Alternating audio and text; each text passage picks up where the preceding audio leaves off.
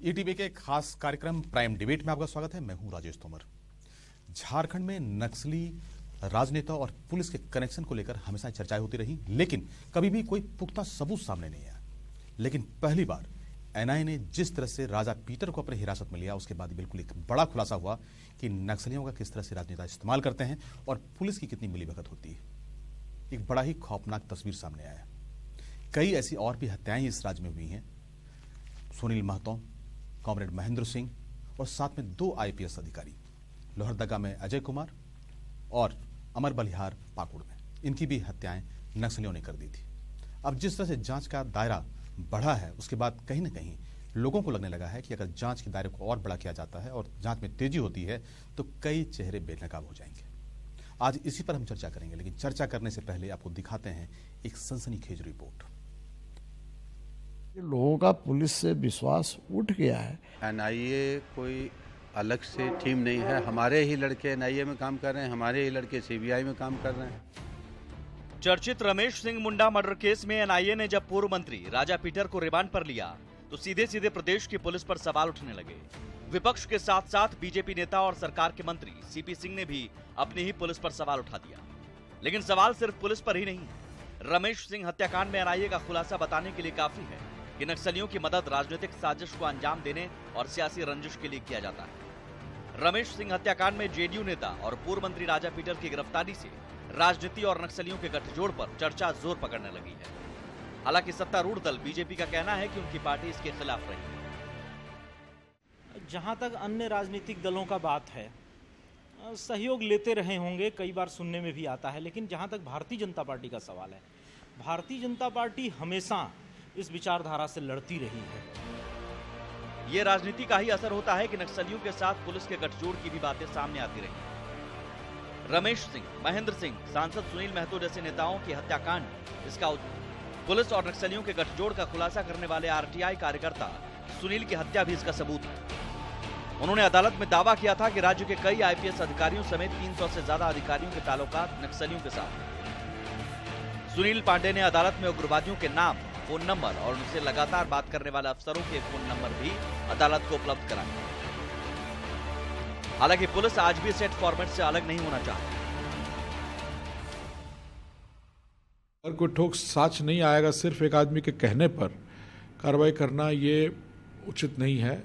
हम लोग को ठोस साक्ष्य होना चाहिए। किसी भी तरह का कोई भी गठजोड़ हो तो जब तक ठोस साक्ष्य नहीं मिलेगा तब तक कार्रवाई करने में, चूंकि हमने कार्रवाई कर दिया और कल को कोर्ट में हम अगर उसको प्रूफ नहीं कर पाए, उसको हम साबित नहीं कर पाए, तो ये एक गलत बात होगी।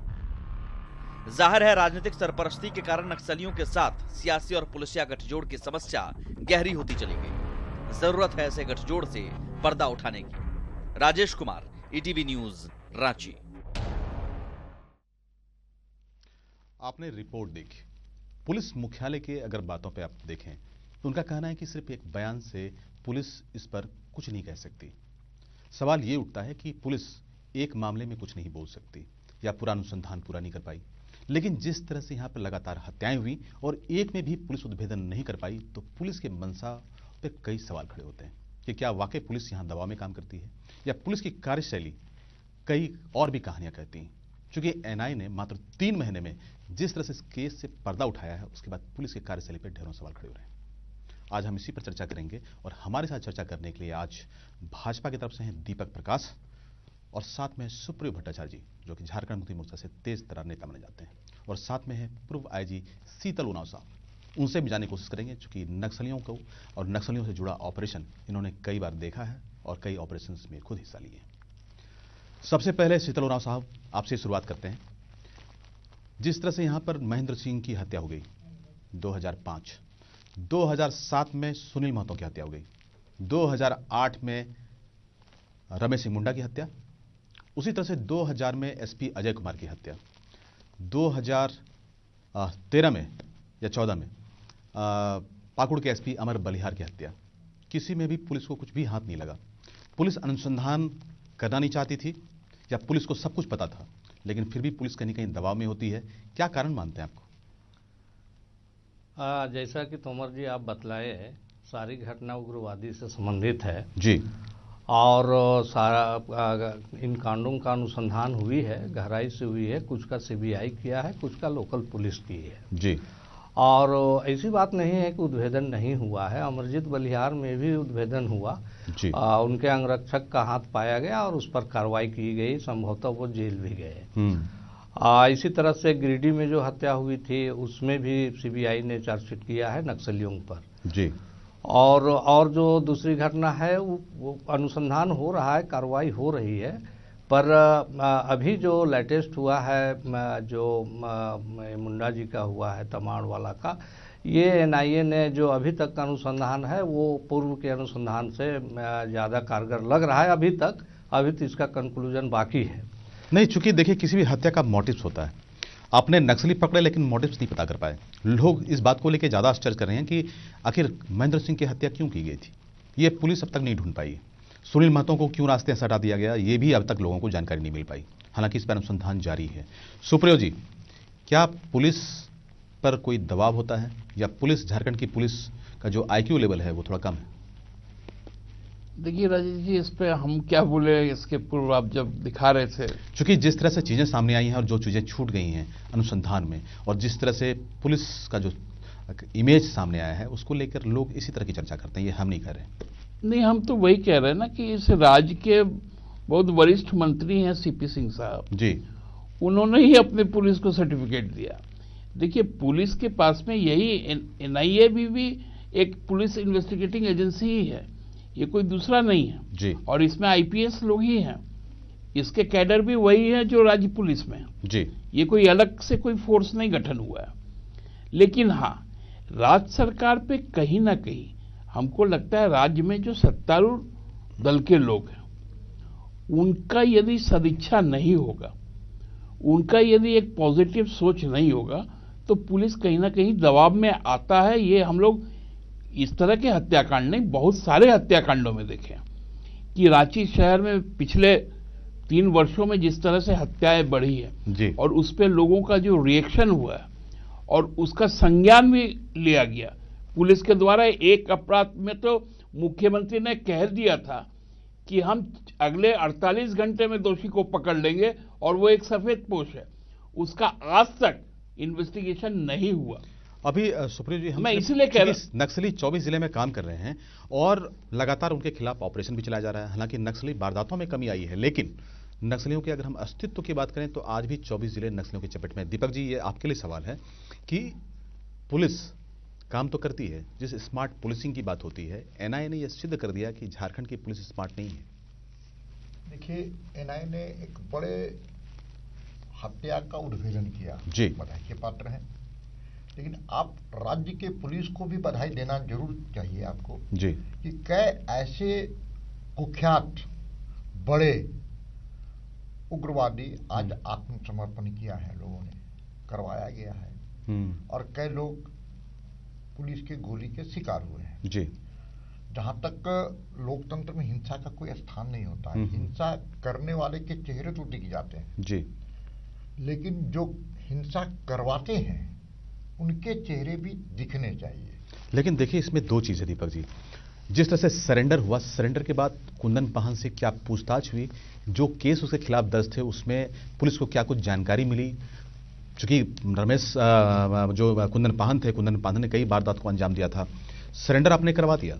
आपने एक कह सकते हैं कि जिस तरह से आपने सरेंडर करवाया उसको लेकर भी चर्चाएं हुई थी, हाईकोर्ट ने भी इसको लेकर संज्ञान लिया था कि बड़ा महिमा मंडली किया गया है। लेकिन चलिए, महिमा मंडली आपने किया, आपको बड़ी एक सफलता मिली, लेकिन आपने क्या किसी से अनुसंधान करने की कोशिश की, पूछताछ करने की कोशिश की कि किस किस घटना उसने वारदात को अंजाम दिया था? अगर किए होते तो शायद बहुत सारी ऐसी हत्याओं का राज खुलता जो आज एनआईए ने अपने पहले केस में खोला है। देखिए राजेश जी, आज एनआईए हो चाहे सीबीआई हो, सबसे प्राइम एजेंसी एजेंसी का भारतवर्ष में जब कोई घटना घटती है तो विपक्ष या सत्ता सब लोग ये मांग करते हैं कि सीबीआई से जांच हो, एनआईए से जांच हो। राज्य सरकार के सहमति के बाद ही ये जांच प्रारंभ हुआ जी, इसलिए राज्य सरकार की सहमति जरूरी थी इसमें। हम राज्य सरकार ने सहमति दी है। नहीं, आपके सरकार को हम बधाई देते हैं, लेकिन जो चीजें सामने आई हैं हम उस पर चर्चा करना चाहते हैं कि जो नक्सली नेता और जो पुलिस वाले हैं, जिस तरह से गठजोड़ सामने आया है, ये चौंकाने वाला है दीपक जी, और ये संकेत अच्छा नहीं है। निश्चित तौर पर मैं इस प्रकार के नेता, नक्सल या अपराधी या और पुलिस पदाधिकारी और ठेकेदार एक गठबंधन है, और इस गठबंधन में समाज का अहित है, हित नहीं है, अहित है, और ऐसे चीजों का उजागर होना चाहिए समाज के द्वारा भी, पुलिस प्रशासन के द्वारा भी और सिविल प्रशासन के द्वारा। कुल मिलाकर समाज में ऐसे लोगों का चेहरा नकाब जो पहने उनको उजागर होना चाहिए, जिसके कारण आज ये परिस्थितियां बनी हैं कि आज आप कानून व्यवस्था के बारे में चर्चा करें या किसी संदर्भ में चर्चा करें, ये चिंताजनक बात है। और भारतीय जनता पार्टी की ओर से लगातार ये प्रयास होता है जी राजेश जी, और हमारे जो नेतृत्व में सरकार है उसकी ओर से भी संज्ञान लिया जाता है कि अपराध में वृद्धि ना हो, उसको शून्यता पर कम से कम हम शीतल जी, अभी दीपक जी का एक और हम केस बताते हैं कि अभी चंद 4 या 5 दिन पहले इनके एक बड़े नेता की हत्या हो जाती है। कहा यह जाता है प्रारंभिक तौर पे कि उसकी हत्या एक नक्सली संगठन ने कराया है। ये मामला सिमडेगा का है। ये जो ट्रेंड है और जिस तरह से लोग रास्ते से हटाए जाते हैं, चूंकि मनोज नेगेसिया जो कि वहां पर एक कद्दावर नेता थे और पिछले चुनाव में अगर उनके हार के अगर मार्जिन को आप देखें तो महज कुछ 100 वोट से वो हारे थे, यानी कि बिल्कुल अगर इस बार चुनाव होता तो वो जीतते। एक बार उनकी हत्या हो जाने के बाद पूरे लोकतंत्र में एक जो सीट है वो एक हाथ से दूसरे हाथ में चला गया, और वो भी नक्सलियों की वजह से। ये नहीं लगता कि बहुत बड़ा चिंता का विषय है सीताराम जी? तोमर जी, कोई भी हत्या खराब होती है और ये होना नहीं चाहिए। नहीं, चूंकि इस हत्या में जो षड्यंत्र है उसके वजह से ये हत्या थोड़ा अलग हो जाता है। जी, मैं बोल रहा हूँ, परंतु वैसी हत्या जिसमें राजनीतिक षड्यंत्र हो या राजनीतिक कार्यकर्ता या नेता इन्वॉल्व हो या कोई पुलिस पदाधिकारी या कर्मी इन्वॉल्व हो, तो वास्तव में वो अति गंभीर मामला है और समाज के लिए ऐसा नहीं होना चाहिए। परंतु ऐसी बात नहीं है कि पुलिस, अगर कोई एक पुलिस इन्वॉल्व है तो सारे पुलिस डिपार्टमेंट, हम सारे की बात नहीं कर रहे हैं, लेकिन मेरा ये कहना है कि लगातार आप अभियान चलाते हैं, फिर भी जो नक्सली हैं उन क्षेत्रों से आप नक्सली मुक्त उसको नहीं करा पा रहे हैं। 24 जिला जिसकी वजह से आप बदनाम हैं, आज भी इस राज्य में नक्सलियों के खिलाफ अभियान जरूर चलाए जाते हैं, सफलताएं भी मिलती हैं, लेकिन नक्सलियों पर अब तक काबू नहीं पाया जा सका। यानी कि जो जिला है उसको अब तक मुक्त नहीं कर पाए कि भाई ये जिला जो है अब नक्सली मुक्त हो चुका है, ऐसा आप क्लेम नहीं कर पा रहे। नहीं, इसमें एक बात तो स्पष्ट है कि पहले कंट्रोल नहीं था, जो अब पूर्णतः कंट्रोल हो चुका है। घटनाएं आप देख सकते हैं, लेकिन इनको पूर्णतः समाप्त करने में थोड़ा टाइम लगेगी, उसका कैडर था। अब जो काफ़ी बड़े बड़े लोग सरेंडर कर रहे हैं वही कंट्रोल के कारण सरेंडर हो रहा है, तो उसमें थोड़ा टाइम लगेगा। पर घटनाएं काफ़ी कम हुआ है और उसके कई लोग अरेस्ट हुए हैं, सरेंडर किए हैं, तो कंट्रोल पूर्णतः हुआ है, ये कहा जा सकता है। सुप्रियो जी, इस पर भी ये भी कहा जाता है कि जो कंट्रोल हुआ है, जो बड़े नक्सली हैं आज वो उनके पास लेवी का इतना बड़ा रकम है कि वो अपने आप को बड़ा सेटल महसूस कर रहे हैं और वो अपने स्वेच्छा से सरेंडर कर रहे हैं ताकि आगे की जीवन को बड़ा शांतिपूर्ण तरीके से और ऐसो आराम से गुजारें। लेकिन जिस तरह से घटनाओं को वो अंजाम दिए वो आज भी अधूरा है, चूंकि उस पर कोई अनुसंधान नहीं हुआ। सरकार के इस पॉलिसी का कहीं ना कहीं नक्सलियों को लाभ मिला है, क्या कहेंगे आप? नहीं, देखिए, ये तो एक बहुत बड़ा अलग बहस का विषय है जी, लेकिन आप जिस प्रकार का ग्लैमराइज कर रहे हैं तो उससे क्या हो रहा है, लोगों का आकर्षण और बढ़ते जा रहा है, वो कम नहीं हो रहा जी। अब तो लोगों के बीच में ये चर्चा होने लग गया है कि भाई नक्सली बन जाओ, उसके बाद फिर कुछ। सुप्रियो जी, मेरा आशय ये था कि कुंथन पाहन का जब इंट्रोगेशन हुआ तो चीजें सामने आई, राजमोहन मुंडा का जब इंट्रोगेशन हुआ तो चीजें सामने आई। मैं आपको उसी बात की ओर कह रहा हूं। देखिए, ये इंट्रोगेशन के बाद का ये डेवलपमेंट है, ये इंट्रोगेशन के पहले का कोई डेवलपमेंट नहीं है जी। और हम कहते हैं कि इसमें जो भी सच्चाई से जांच होनी चाहिए और जो भी दोषी है उसको कड़ा से कड़ा सजा मिले, उनको फांसी तक हो, उससे हम कहीं दो मत नहीं है। लेकिन ये एनआईए भी पूर्णतः कि आप इसको फुल प्रूफ नहीं कह सकते हैं, क्योंकि हम लोगों ने इसी रांची शहर में इंतजार अली का भी मामला देखा था जी, जिसको एनआईए ने पकड़ा था। बाद में वो किस प्रकार का झूठ साबित हुआ। तो देखिए, कभी यदि कोई किसी तरह का प्रिजुडिस होकर यदि कोई बात कर लिया जाए तो उस पर हम लोगों को नहीं जाना चाहिए, तह तक जाना चाहिए। और आपने सही सवाल उठाया कि यदि नक्सल नेता पुलिस और जो दीपक जी ने कहा, ठेकेदार का यदि गठजोड़ होगा तो समाज गर्त में जाएगा। आपको ईमानदारी से इस पर पहल करनी चाहिए, इसको कोई राजनीतिक चश्मे से नहीं देखनी चाहिए। देखिए, एनआईए ने जो अरेस्ट की है, एनआईए जाहिर है कि कुछ ना कुछ इन्वेस्टिगेशन किया होगा और साक्ष्य मिले होंगे। मेरा ये नहीं है कि कल की तारीख में क्या कुछ होता है, लेकिन इस जो इन्वेस्टिगेशन है, जो जिस तरह से जांच चली, जिस तरह से खोजबीन किया जा रहा है, एक बात तो बिल्कुल साफ है कि झारखंड में जिस नक्सली राजनेताओं के गठजोड़ की बात सामने आ रही थी, या जो बात चर्चाएं होती थी, वो एक बार सामने आया है। ये इस अगर संदर्भ में आप बात करें तो इस राज्य में बड़ा चिंता का विषय है, चूंकि आज भी बहुत सारी ऐसे हत्याएं हैं जिनका कि 10 से 12 वर्षों के बाद भी उसका अब तक उद्भेदन नहीं हुआ। ये चिंता का विषय है। दीपक जी, देखिए, ये मूलतः उग्रवाद जिस प्रकार के कारणों से हुआ, उन कारणों पर भी जाना चाहिए जी। साथ साथ जिस प्रकार से कानून व्यवस्था पर प्रश्न चिन्ह आज खड़ा हो रहा है जी, ये गंभीर विषय है।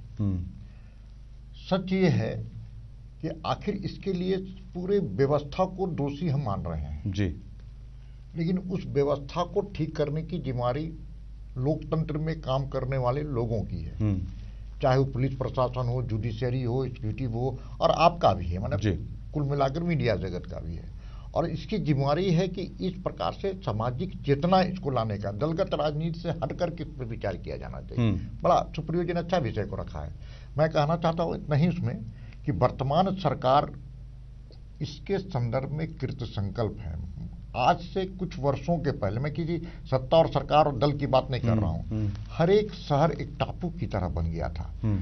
सूर्य अस्त होने के बाद कोई एक शहर से दूसरे शहर में जाने की परिस्थिति नहीं बनती थी। आज इसमें कमी आई है, नक्सल घटनाओं पर कमी आई है, और सत्ता का नहीं कह सकते हैं, प्रशासन का दबिश भी बना है। ये पूर्णतः हम सफल हुए हैं ऐसा भी हम नहीं मानते हैं। समाज के मुख्य धारा में लाने का संकल्प हम सबको करना है जी। केवल हम ये कह दें कि केवल उग्रवाद को हम खत्म कर देंगे प्रशासन के माध्यम से, मैं ऐसे नहीं मानता हूँ। सत्ता के माध्यम से हम खत्म कर देंगे, इसको मैं नहीं मानता हूँ जी। आज जयप्रकाश जी के जन्मदिन है जी, और जयप्रकाश जी ने ही रास्ता दिखाया था कि किस प्रकार से चंबल में जा करके लोगों का आत्मसमर्पण कराने का जी। और गया जैसे जिले के जो घटनाएं घटी थी वहां पर जी, मैं जहानाबाद की चर्चा कर रहा हूं, वहां पर जयप्रकाश जी ने कई लोगों का आत्मसमर्पण, सरेंडर या सामाजिक चेतना, ये आवश्यक है। हम उससे सहमत हैं, क्योंकि खून खराबा किसी भी चीजों का विकल्प नहीं होता।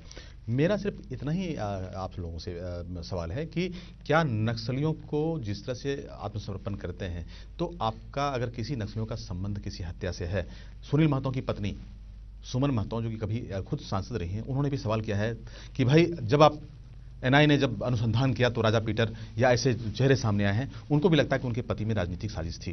तो ये जो एनआईए पर लोगों का इस तरह से विश्वास आया है कि नहीं, झारखंड पुलिस कुछ नहीं कर सकती, देखिए ये आपके राज्य सरकार के लिए और पुलिस की छवि के लिए अच्छा नहीं कहा जाएगा। देखिए तोमर जी, सच है कि जिन घटनाओं को हम अंतिम उद्भेदन में, इन्वेस्टिगेशन में या अपराधी को हम पकड़ नहीं पाए, उसकी रिव्यू होनी चाहिए जी। उस सारे केसों की रिव्यू होनी चाहिए जिसमें सफेद थोड़ी भी संख्या हो कि इस घटना से अमुक सफेद फौज को लाभ होगा या अमुक परिस्थितियों में अमुक चुनाव में लाभ होगा। इन सारे चीजों की गंभीरता से रिव्यू होनी चाहिए। इसका मतलब आप रिव्यू नहीं करते हैं। अब शीतल राव साहब, अगर चीजों का वाकई में जिस तरह से दीपक जी कर रहे थे रिव्यू होता, और अगर जो नक्सली सरेंडर किए हैं उनसे उनके केस के बारे में पूछताछ होती, जो बड़े नाम थे इसमें, जो बड़े कमांडर्स हैं, तो शायद कई चेहरा बेनकाब हो सकता है। इसलिए पुलिस इस मामले में जानबूझकर बहुत ज्यादा कदम नहीं उठाई, ऐसा आशंका है क्या? नहीं, रिव्यू होती है, इन्वेस्टिगेशन भी होती है, परंतु जैसा कि आपने बतलाया कि एनआईए का इतना प्रशंसा हो रहा है, उस तरह का अनुसंधान एजेंसी अभी तक पुलिस डिपार्टमेंट में एस्टेब्लिश नहीं हो पाया है, जबकि सुप्रीम कोर्ट का भी निर्देश आ चुका है कि अनुसंधान और विधि व्यवस्था को अलग करना है। तो यह क्लियर है कि जिस तरह का सीबीआई में और एनआईए में टीम है अनुसंधान का, उस स्तर का अलग हमारे यहाँ अभी तक स्थापित नहीं हो पाया। इसके पीछे कारण ये भी है ना कि चूंकि वो जो पुलिस फोर्स है वो अलग अलग राज्यों का पुलिस फोर्स है, वो वही पुलिस फोर्स जो आपके यहाँ है लेकिन अलग अलग राज्यों का है, उनको यहाँ पर बहुत ज़्यादा कोई इंटरेस्ट नहीं है। लेकिन जब इस राज्य में आप काम करते हैं तो आपके संबंध बन जाते हैं, आपके नेक्सस बन जाते हैं, आपके गठजोड़ बन जाते हैं, और शायद यही कारण है कि शायद पुलिस बहुत इंटरेस्ट नहीं लेती, या तो दबाव में होती है या कुछ और भी कारण होता है। यही तुम चर्चा करना चाह रहे हैं? नहीं नहीं, वैसी बात नहीं है। किसी प्रकार का दबाव नहीं है कि आप उस नक्सल को छोड़ दें या ये कांड में इस तरह से करें, वो नहीं, बात जो ठंडा बस्ता में चला गया थोड़ा पुलिस पर प्रेशर है, प्रेशर उन पर बहुत तरह की है, ओवरबर्डन वर्क है। पर एक बात है कि अगर अलग अलग अनुसंधान नहीं हो पाता है तो हमारे यहाँ भी सीबीआई से आए हुए अफसर हैं, पलटा जी हैं, नवीन सिंह हैं, उनके नेतृत्व में भी हम लोग कमेटी गठन करके और उनको लग रहा है आप लोग फ्री हैंड नहीं कराया जा सकता है। सुप्रियो जी, यहाँ भी एक से एक तेज तरार पुलिस अधिकारी हैं, क्या उनको बहुत फ्रीडम नहीं मिल पाता?